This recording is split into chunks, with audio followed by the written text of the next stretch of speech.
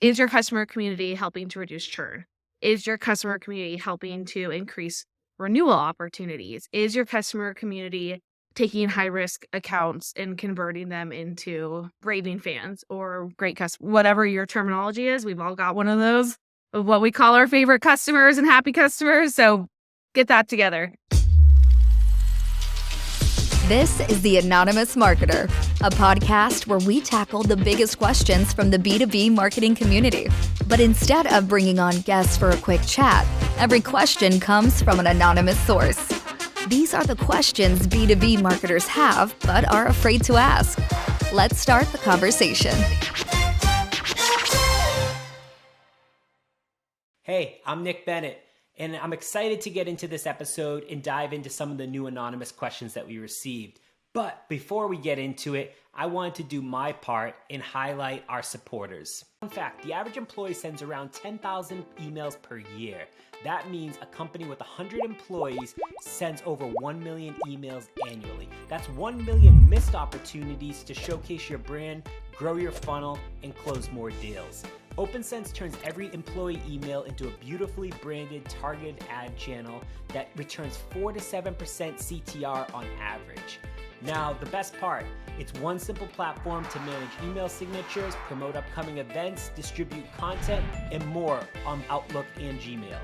No manual work, no tedious targeting, just better campaigns all at scale. Sign up for a demo at opensense.com and get 10% off today. If you're a marketer, it's likely you have attribution data spread across spreadsheets, your CRM, your marketing automation platform, and other places. With data all over the place, it's hard to understand what drives the highest quality leads. And that's why I want to tell you about HockeyStack. After adding one single line of code to your website, HockeyStack gives your company the ability to turn your marketing, sales, revenue, and product data into a unified picture. HockeyStack provides the analytics and attribution data your B2B company actually deserves. Get a free trial, and in 5 minutes, you can start using the product. Sign up today at hockeystack.com. Hey, I'm Nick Bennett. I'm excited to get into this episode and go through some new anonymous questions. But before we get into it, I wanted to do my part and highlight our supporters. As marketers, we want to create content that enables our sales team to win deals. But 70% of the content that we create for sales never gets used. It's a waste of time and energy. But it doesn't have to be this way, and that's why you should know about Allego. Allego is an all-in-one sales enablement platform designed to help revenue teams reach their full potential. Allego makes it easy for sellers to share content in the field with the right context, and it helps drive sales and marketing alignment, it increases collaboration, it optimizes messaging, and more importantly, it gets you more closed-won deals. To learn more, visit allego.com. What's up, everyone? Welcome to The Anonymous Marketer. I'm your host, Nick Bennett. Today, we're going to explore 2 questions about communities and when and where this fits into your company's marketing strategy. I have my good friend, Katie Ray, with me today to help me out. Katie, thank you so much for joining me. Thanks. I am so excited for the conversation today, and just diving in. These questions are just top notch. So I'm very excited. Amazing. All right. So to get us started, let me talk about how we got these questions. So the 2 questions today came from our website. In order to submit a question for the show, you can go to motionagency.io/anonymous, and you'll see a form where you can submit your most pressing question. Nothing's off the table. We've already got like 50 or 60 questions so far, so we'll have enough content for many months to come.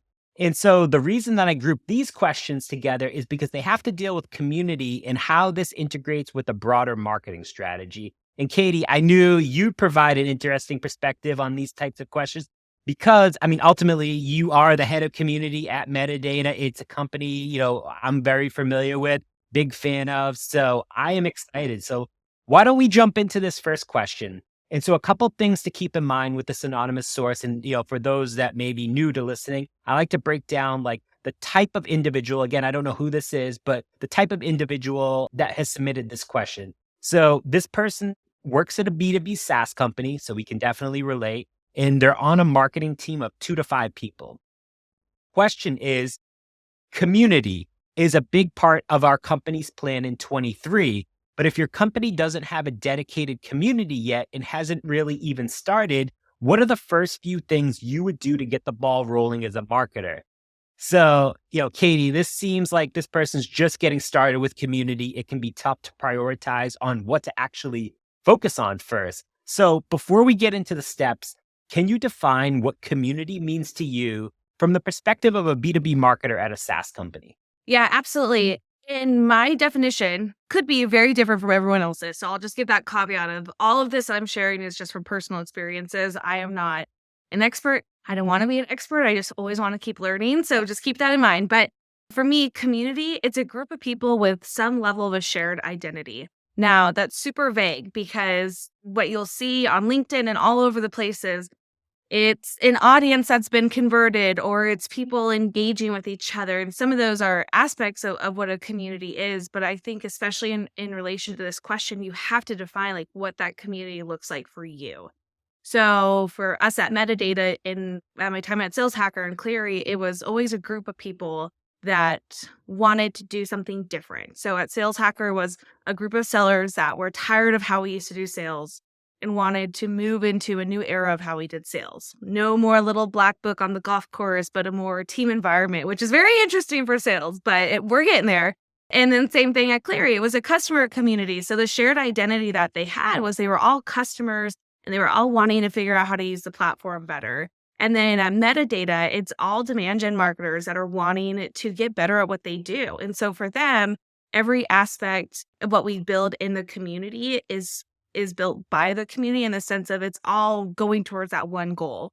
So that for me, like that's kind of how I think of community is, and it's people working towards something. It's some level of an action. And this is a big differentiator. Whereas an audience, they're just consuming it. There's really no further action from that. Whereas in a community, they're not just consuming, but they're engaging and they're responding and they're sharing and they're having deeper conversations. So I think that's like so important for you to figure out as you're starting out in understanding like what you want your community to actually look like. It's such a good point too, because I feel like, and I mean, I love the community that you all have. I am in it as well. If anyone's, wondering, I think it's something that all marketers should be a part of. But, I have also been focused on community, not as much lately, but like, I think it's more so, I mean, you kind of nailed the definition of it, but I think it's so interesting how community has accelerated in a certain degree with like the pandemic and everything. And I think a lot of people think about, people think of community as like, maybe it's just a Slack channel, but there's so much more to it. And I'm so curious, like at what stage was the community at Metadata when you joined in July of last year? Yeah, it was still very much conceptualized. Like, and if the folks who haven't heard the story, it was pretty funny. I was working at Clear. I got this message from Jason and got a message from our CEO, Gil. And I was like, whoa, this is crazy. Like, I'll take a call. If it's not for me, no big deal. But I may know somebody. And I hit it off with them. And I was just like, man, this is amazing. They're quirky. They're different. They're doing things differently. Let's get into this.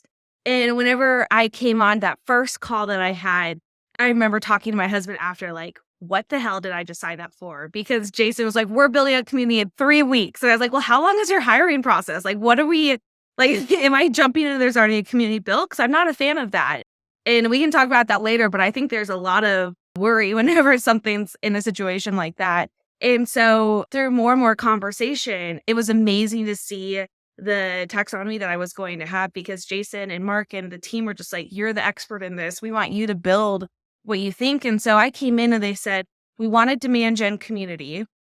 We've got a list of customers, friends, peers that are excited about this. They're going to be our beta, but like you go for it. You figure out the timeline, you get that going. And so literally after my first week, which was our marketing team offsite, so I'm going in, I'm like, I don't know anything. And I don't know who these people are, but they're driving me to Estes Park and like, we're having dinner. And literally that first week after we got the marketing, the Slack channel set up and started getting people in and I started connecting with them and just seeing the excitement for it. So what I loved about that and kind of to that first question, when you're getting started, you really should have a community expert come in, whether it be consult to set it up or try and hire someone if you can, because you want someone who knows what they're doing or knows enough that they can get started. Otherwise, it's going to turn into another like marketing platform that's going to be promo, promo, promo, and it's not going to be about the members and their shared identity. So that was a really cool thing. Jason and the team got out of my way and said, you do this. And I'm so thankful for that, because that is not the case at 90% of organizations. And I think that's why so many communities turn into promo or a huge push for sponsorships, and it's all spam all the time. And so I think that's something that for the first question, you really got to consider that. Yeah, it's a really good point, because myself, Arthur Castillo, and Joel Primack, we tried to start Revenue Era. And I mean, you bring up a good point of like needing like someone that like does this, that can like dedicate their time to this, because we all had our own things. And like, one, we just couldn't keep up with it. Like, we couldn't keep up with the registration. We couldn't keep up with like making it engaging for members. And it's still active. I mean, again, we don't have like, we're not really putting anything towards this, kind of out there. If people want to join, ask questions, cool. But it's tough, like when you don't have that dedicated resource or that expert that could come in and like help you get it off the ground. It's one, I mean, that's probably another reason why a lot of these communities fail, is you just don't have the strategy in place. And we didn't have the strategy in place. We just thought it would be a fun place for revenue people to get together and talk, but it's so much more than that. And I think, I'm so curious on this, because I love your experience, and to help people out kind of from an actionable way, when you were starting to do this in your first 30, 60, 90 days with metadata, what did it actually like look like? Like, what were you tasked to do right from the start? Yeah. So back to that independence, they were like, just build it. And so I had to figure out what I wanted that to look like. And luckily I consulted and I built some from the ground up in smaller communities. And so I felt comfortable with that. And there's amazing communities for community managers with so many support tools and methods and everything that you need. But kind of going and starting with strategy, I think having a strategy is really important. Nisha from Gong, I've had some conversations with her. And one of the things I love about what they're doing at Gong is Nisha's very much like, let's come up with an idea. Let's come up with a couple goals, a measurable time frame. If we hit them, we go path A. If we don't, we go path B, and we keep adjusting. So the strategy isn't what you would see for like product development or engineering, where it's very specific focus. And you say, okay, month 1 to 2, we're going to hit these 5 measures, and then we're going to build it off sprints. It's a whole, it's not much of that, because a lot of it's really testing focus, and where community is so unique and where you have to have executive buy-in really before you get started is you're working with people, and people change. People ebb and flow. They come into your community. They come out of your community. They just need to know that you're going to be there no matter what step of life that you're in. So your strategy has to match with that. So when we started this, our strategy, I came in thinking, I'm going to write it all out. I'm going to build this all out. And I started doing that. And the more and more that with these folks and the more people I talked with, and, I come from sales, so I never really spent time with marketers. I just thought they were like weird kombucha people. And so like, I had to kind of change that perspective. And I'm so glad I did. But I learned that my strategy had to be quite flexible and had to shift and change with as things were changing as well. And so you kind of start laying out that strategy. You start to plan out like where you want to go from there. And so for me, if I'm starting a brand new community, I ask, is there a need? Who wants this? Is it my executives telling me that we need a community because everyone has a community? We all want to be like Salesforce. I literally had this conversation when I was interviewing with our CEO, Gil, who is outstanding. And I was so scared because I was meeting with our CEO and, that's kind of like a make or break type conversation. And he's like, what? I want to be like Salesforce. And I was like, Gil, you don't want to be like Salesforce. You don't want to build a trailblazer community. He's like, well, I do. Why not? And I was like, because you're not going to give me millions of dollars. You're not going to give me a team of 30 people. You're not going to give me 10 years to plan this. Like, you want returns today. You don't want to spend a lot of money, and it's just me. And I don't have that infrastructure to build that. And so having that like realistic understanding, making sure that there's a need, making sure you've got executive buy-in, that's huge, because later on you're going to go and ask for more money. You're going to ask for headcount, and you need them to say like, okay, we're cool with this. We've seen your strategy. We've seen where you're wanting to go. You've proven on the little things. And so like, that's all kind of like under, is there a need? And then from there, is there a plan for resources? So back to that executive buy-in. Is there internal support? This is like wildly, wildly important, because what'll happen is you'll get in and everyone's going to be excited and everyone's going to say, oh, we love community. You're going through the interviews. They're so excited. They think it's so important. You start asking like what communities your peers are in and like what they like about it. You get all this feedback and then you finally ask for help and no one else is going to help you because they have other KPIs that they're reporting to. And so while they're excited about it, they're not your team. And so they're not going to help you. So you have to figure out like what is the actual plan for resources from the executive leadership team and from a budget standpoint, because they're going to expect crazy things from you. They're going to expect you to grow to 10,000 members and it's one person. And if you're anything like me, you send welcome messages, you send follow-up messages, you have a tracker of everything. You comment on every single post that's in the community. Like it's a lot of work. And so you have to figure out, do the expectations that they have align to the resources that they're willing to provide? And so I think that's super important as you're getting started. And then it's like the fun stuff. Where do you want your community? Do they have a budget for a platform? And platform evaluations, like that's its own thing and it's so much fun.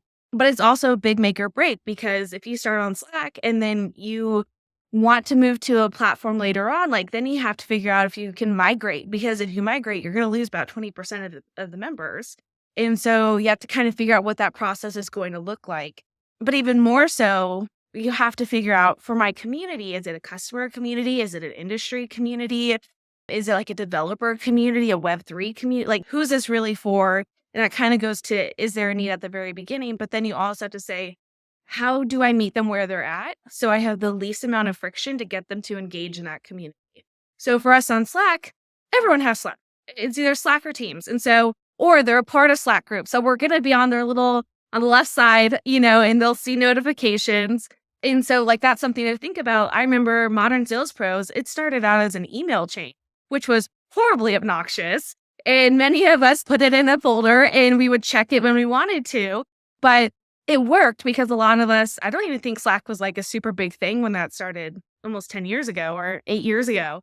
And so you kind of have to figure out where my members are going to be and then kind of start from there. So there's a lot of things. So I hope that helps. But No, it was super actionable, honestly. And it's actually kind of interesting. And I actually like that you push back on like Gil a little bit, because again, like so many executives want like that Ferrari. Like they want to get there, but it's like, if you're not going to give me Ferrari money, I'm not going to be able to afford a Ferrari. Like, and I think like lots of people, especially if you're in the interview process, like, and I've seen this before and I've talked to people, and I mean, I've even done this like earlier in my career where it's like, I just say yes. And again, you shouldn't do that, because then when you can't deliver on those results, it just comes back on you as a marketer and you're like, oh, like, sorry, like we actually can't do this. We can't do this. And then like the team's like, well, what did we hire you for then? Right? yeah.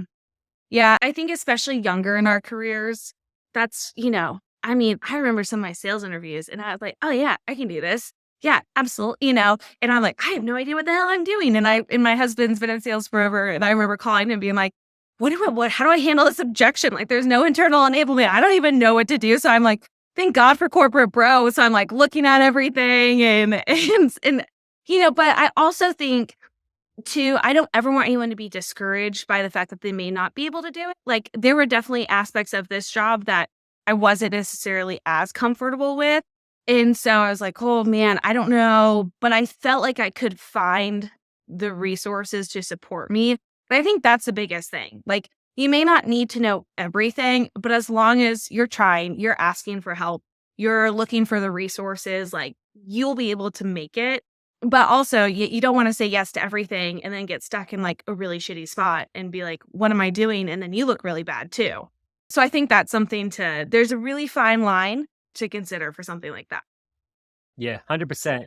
Awesome. So, wrapping up this piece again, for this anonymous person, if you have additional questions and you're listening to this, reach out to Katie. I'm sure she'd be more than willing to chat. And if not, totally get it too. Hopefully this helps someone else. But let's jump into this next anonymous question. And so again, couple things to keep in mind with this anonymous source. So this person works at a B2B tech company. The company has between 50 to 200 employees, like, mid-market, and this person works on a marketing team of 2 to 5 employees. So the question is, as a company, we feel community can be a key part of our marketing strategy, but just like anything else, it becomes a question of how to measure whether it's working or not. If you're just getting a community initiative going, what metrics would you focus on for the first 6 to 12 months? So, Katie, this question builds on the first one, I kind of feel like. And so, from your perspective, what metrics did you put in place early on to communicate your efforts to management?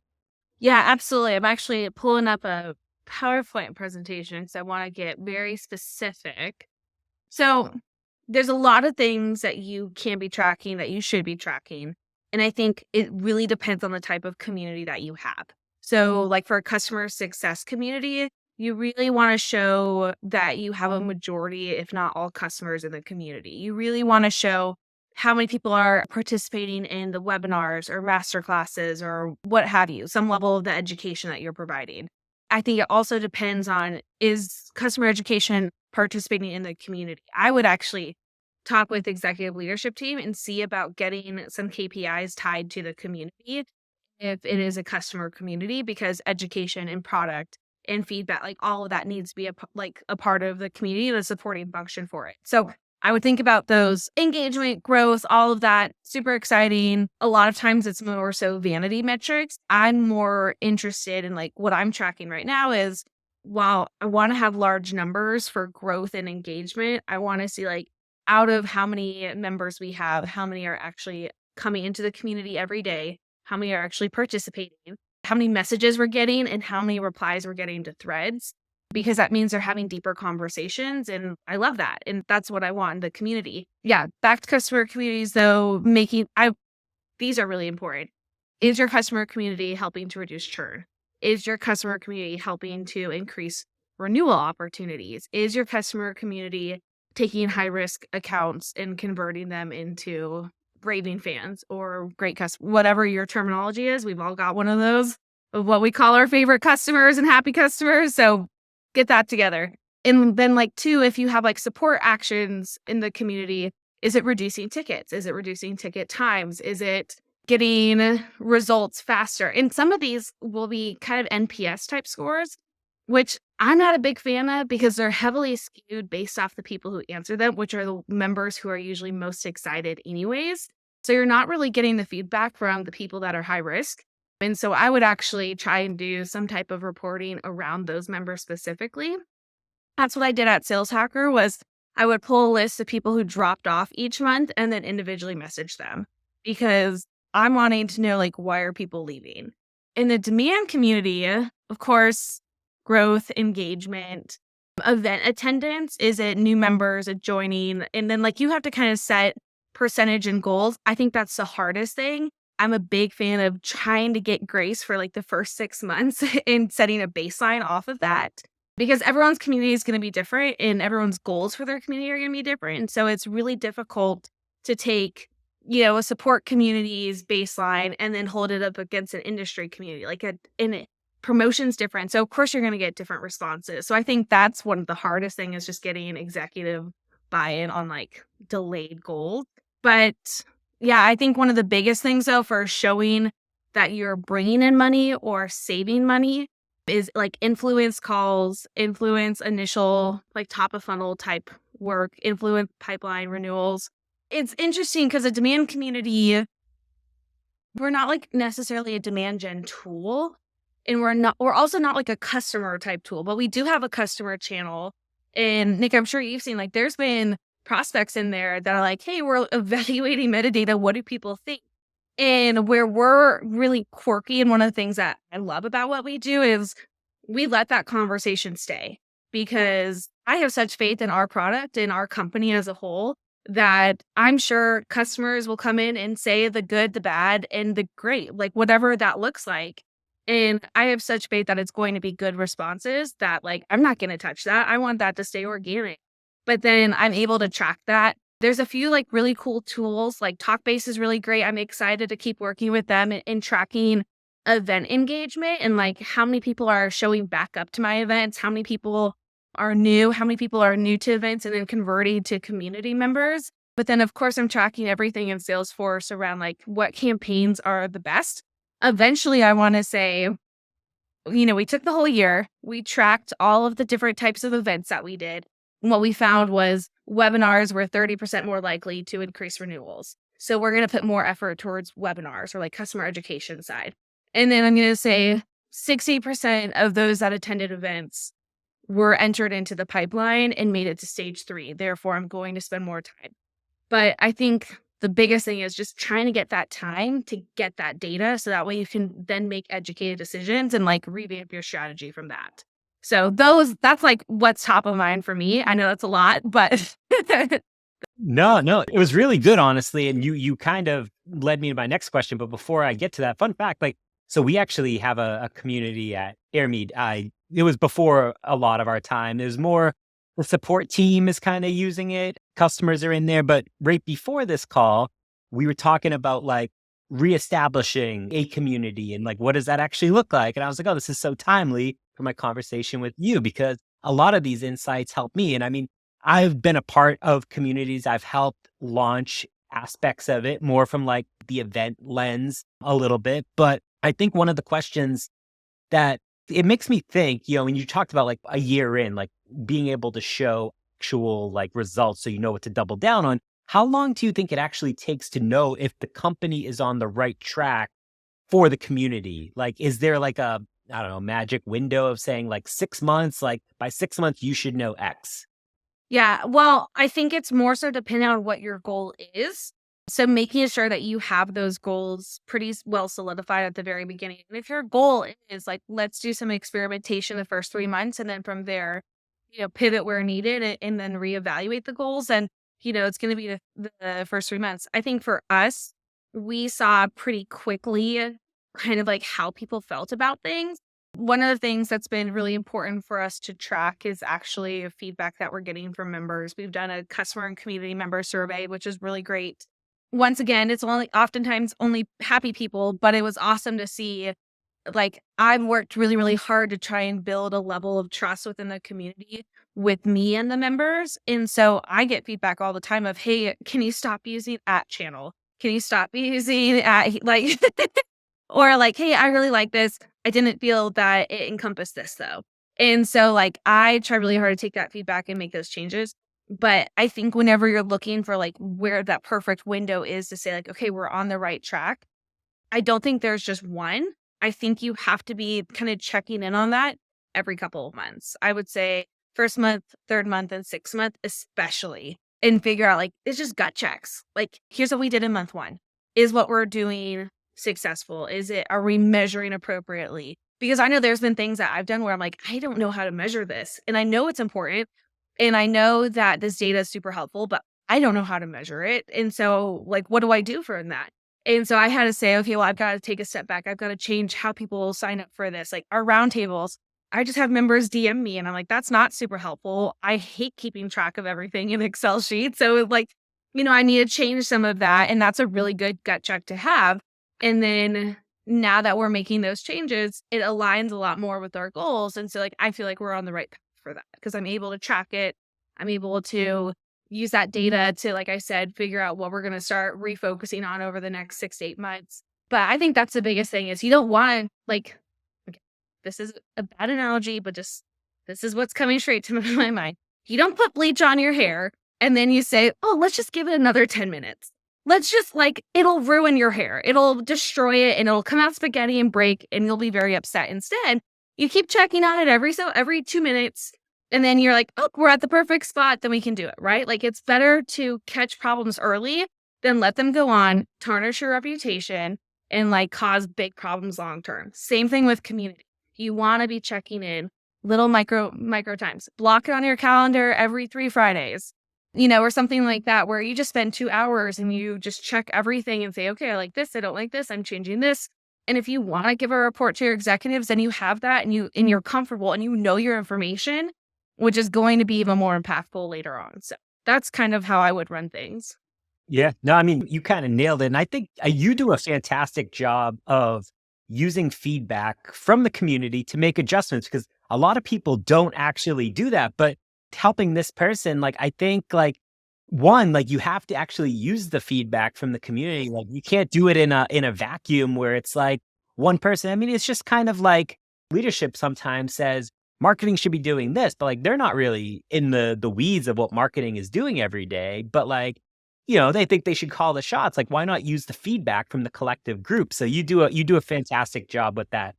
And I'm curious, like, and I mean, you don't have to share anything if there's anything that you can't share, but like, what are some new things that you're planning in 2023 for the community?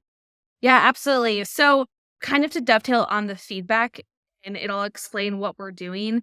I have worked so incredibly hard to own the fact that our community is driven by its members. The speakers are our members. The topics you'll see, I'll do polls every now and then of, hey, what topics are you most comfortable to speak on?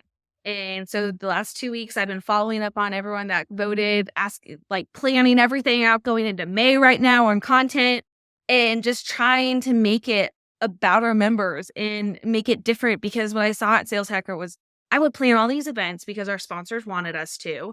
It wouldn't resonate super well with our members. And like, I don't know, like it just didn't feel like a community led event. It just missed that feeling of sorts, that belonging feeling. And so with this community, it's so incredibly important for me to like really make sure it's by our members. It's the people asking for it who are wanting it. And like on the strategic side, I know I'm going to have people show up and I know who wants to show up because they all voted on this topic. And so I can send those personalized messages saying, hey, come and join this. So all that to say, we tried really, really hard to make it about the members, make it what they want to hear, from whom they want to hear, and also give our members an opportunity to raise their hands, like in a safer spot where they may not feel as comfortable going to something more public quite yet. They may have some of that imposter syndrome, and this is a really good way to like help them feel supported by the community because it's the community that's going to be showing up for them. All that's to say, that is really our goal for 2023. I was going to say 2022, but this coming year. So a lot of the events, like the locations we're going, it was voted on by members. So we're going to be doing, as you know, a lot more in-person stuff. We just had our first event in Denver, which was so much fun. We're planning another event in New York, going out to Boston for HubSpot Inbound. Hoping to go to London and Dublin over the summer to meet some of our members. I'm really excited. And then we've got our big conference in October, which is going to be great, and doing some stuff leading up to that as well. But the other thing is, in our survey, we asked members what they wanted to do more of. And so the topics that came in were really unique, and I could never speak to them. I'm not an expert in half things marketing. So I'm like, you don't want to hear me talk about it. So we're going to be bringing in some really interesting and unique hosts. Another thing is a lot of times our community gets bombarded with materials from marketers selling to marketers. And so I've had to do a lot of moderation in the community of like, hey, you can't put that post in here. Like certain sponsors, I'm like, I don't really want to work with you because it's not different from what our community members are dealing with. And so we're going to be partnering with some really unique organizations that marketing communities wouldn't normally because it's not selling to marketers. And so what we found in the community is a lot of folks are coming from different industries. So we're going to be partnering with security and fintech and healthcare and education, ed tech, and you name it, just to see like how are people doing things differently and then try and do it in our own industry and create different types of experiments. And so that's going to be a really new thing for us, as well as different types of programming. We just launched our Women in Marketing Mentorship Program where we have 57 pairs, which is really exciting. And so we're going to look at actually cross-collaborating with the Women in Revenue program so that sales and marketing could be better aligned through mentorship, which I'm excited about. So hopefully we can make that happen and a few other things, but just trying things differently, So we'll see if it works out. It's all about testing. So you nailed it. It's all about testing and trying and like, figuring it out as you go and like iterating on things. And I mean, right before we go, I want to kind of, give you the chance, like for people that do want to join Demand, like the community, like just drop it here and I'll drop it in the show notes because I do think it's an important place for people to spend some time. So I appreciate that. Yeah. If you're interested in the Demand community, you're always welcome to message me on LinkedIn, or you can go and apply at demand.community. Like I shared before, it is wildly important for me to keep the trust in our community. So if you're in sales, you're not going to be let in. If you're a community manager, you're not let in. If your title is growth marketing, I'm going to email you. So look for that email or if your title is revenue, I'm going to email you. So just look for that because it's important for me to make sure we're only letting in the right people that really are going to get the most out of the community. And I have other communities I can reference you to. So demand.community, I actually go through and vet everyone and I send personalized links. So it may take 24 hours, but you'll get one if you're a demand gen marketer. So that's it. Or follow us on LinkedIn. Amazing. Katie, thank you so much for joining me. And I want to give a big thank you to Motion for producing the show. And if you do have any anonymous questions, make sure to head over to motionagency.io/anonymous as we continue to answer questions from anonymous sources and start the conversation for the larger community, which is so fitting for this. Katie, again, thank you so much for joining me. It's been an absolute pleasure, and I can't wait to share this with everyone. And we will talk to you all soon. Thanks, everyone.